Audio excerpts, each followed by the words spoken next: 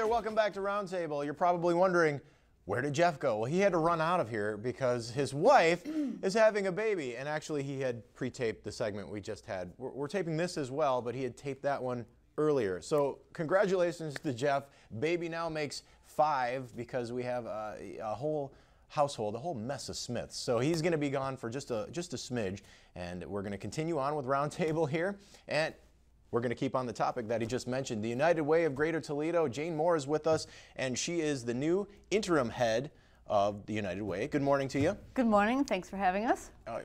It's great to have you here. And Jeff is the one who set all this up. So we're going to continue where Jeff left off and talk about, well, first, your tenure with the United Way. We had talked about your beginnings and how you've been all through the organization, even the mascot of the United Way at one point, the now defunct mascot, Yui, which I hold a special place right here for. But you've done it all with the United Way. Yes, I've been there a very long time, over 30 years, and I have had just about every job at United Way, except being in charge of the finance department. Not sure you want me to do that. You've got your eyes on that? Yeah, no, not yet. But you've been ahead now since June? Yeah, June 2nd, when Bill Kitson left to go to the United Way in Cleveland, the board named me interim president and CEO while they did their search for a new president.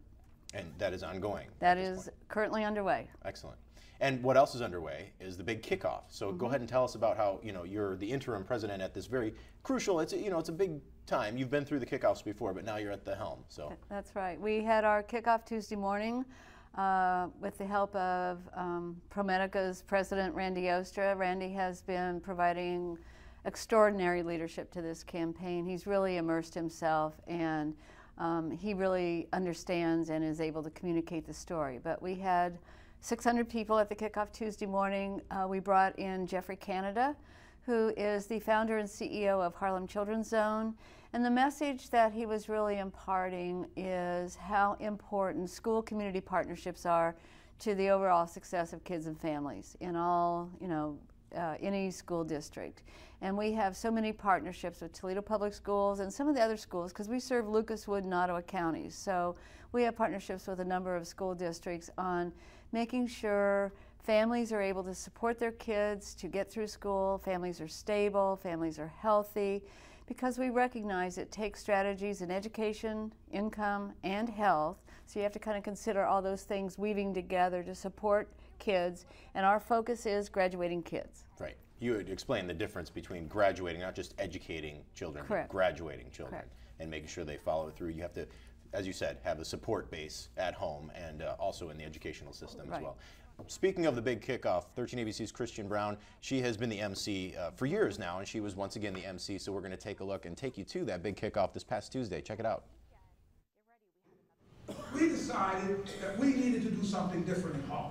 United Way supporters were given the call to action by Harlem activist and educator Jeffrey Canada at a celebration breakfast this morning. We have to demand accountability. Canada is a Harvard graduate and founder of Harlem Kids Zone in Harlem. He was featured in the 2010 documentary Waiting for Superman. I was honored to be the mistress of ceremonies for the event.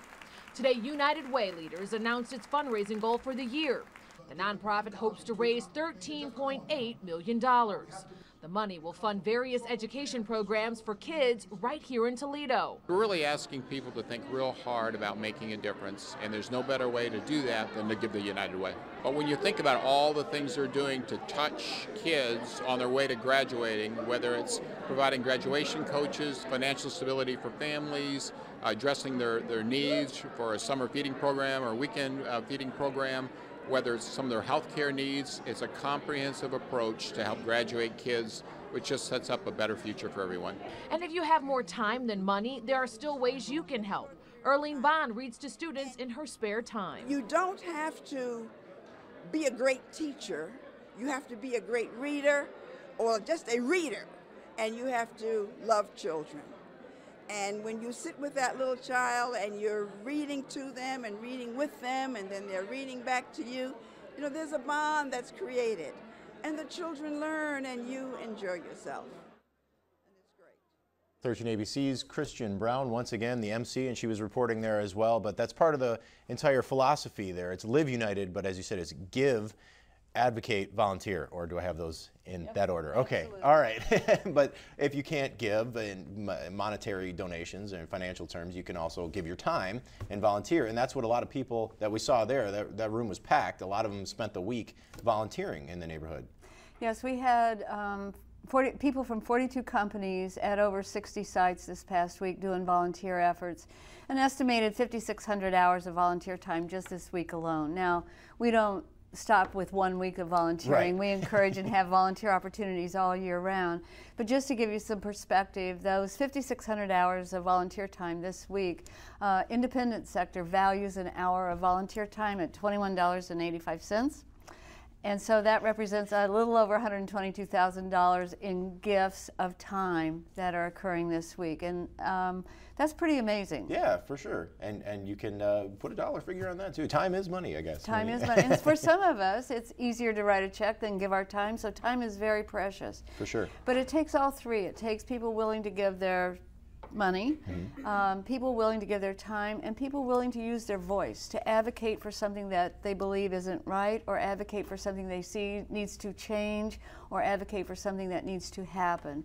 I think Mr. Canada pointed out some really critical things. No one's coming to save us. I mean, that was kind of the message in Waiting for Superman. Nobody's coming to save us. We have that ability. The people in that room on Tuesday morning, plus many others, we have the ability to make the change that we want to see happen in this three-county area to make sure our kids and families are successful. I mean, it's an economic issue as well as a human and moral, issue as well, because all employers are going to be needing to hire people next year and 20 years from now. And if we're not creating that workforce that is going to sustain this community, then we're going to be in big trouble. Right, and what Christian touched on was that we're really focusing on children with the United Way, but the United Way, it's an umbrella organization. For those maybe not familiar, you direct people to other little organizations, I don't want to say little, but subdivided organizations, more specific, and you can take and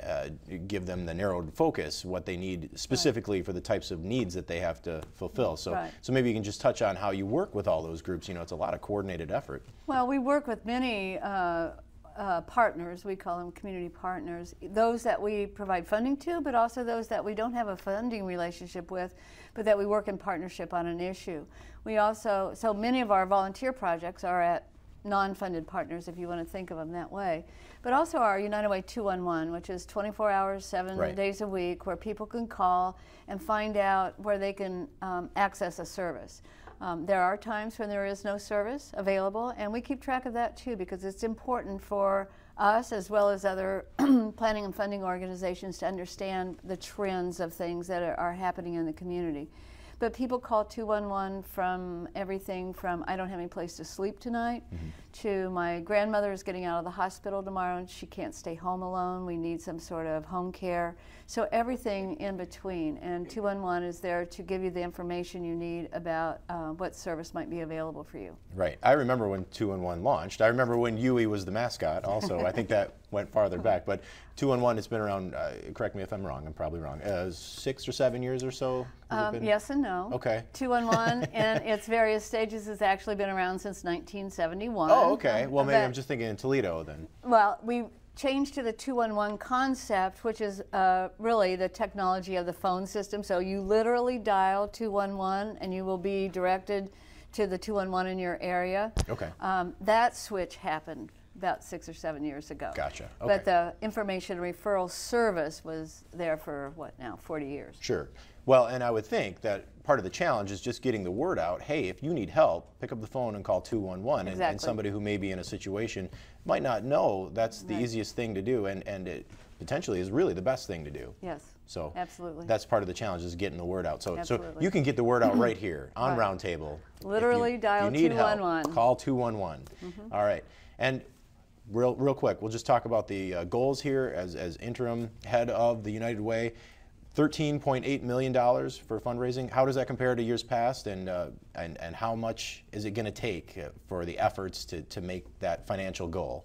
Well, last year we were able to announce at the end of our campaign the results of $13.6 million. So this is somewhat small increase, but still it's aggressive. And you know, this community has been very generous to United Way over the years. So we believe that it's a realistic goal. We will probably, you know, and that includes everything, because we do go after grants. We have partnerships. We have, you know, corporate giving, individual giving. Of course, the employee giving is the biggest. And our, you know, while this is the most visible time you hear about and learn about the United Way campaign, we are recruiting people all year long to join us by giving, advocating, and volunteering. But we're doing our fundraising year round. It's not just a 2-month window. That is where you see us. That's where we generally are privileged to have access in workplaces.